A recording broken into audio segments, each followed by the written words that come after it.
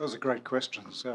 Just on the like-mindedness, the Europeans have cut a deal with President Trump on trade against every multilateralist instinct in their body. So that tells you every country accommodates to what is going on in the system and to where power lies. And in that case, it lay very squarely with the Americans. So when it comes to, say, the Europeans being like-minded with us, Australia, or other countries in this region, Japan, say, Korea, or let's take the CPTPP as a grouping and the discussion to form closer cooperation amongst the countries of the EU and the countries of the CPTPP, which I'm a strong supporter of, largely because we are like-minded and we all want to support and anchor the rules-based trading system. So that's all very good at the level of rhetoric, but how does that translate into practice? And I guess this gets into the domestic issues. Maybe you take an aside, but it's symptomatic of the problem.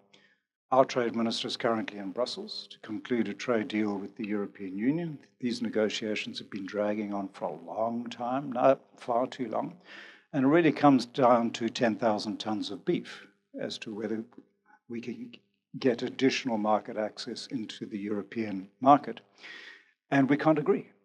But we're like-minded on so many things. We have so much to share and to gain through a free trade agreement. But we can't do the deal because of the resistance of not only French, but particularly French farmers. So there's the high politics, like-mindedness, there's the low politics where the rubber hits the road. That's always been a tension in any international group. And I think in any country's international economic diplomacy. So in the study of economic diplomacy, typically we would talk about multi-level games that a trade negotiator, for instance, has to play. Multi-level, but boiling it down to its essence, there's an international level and a domestic level. But at the domestic level, you have to mobilize your constituencies. If you can't take them with you, then, as happened with the ITO that you mentioned. And the WTO.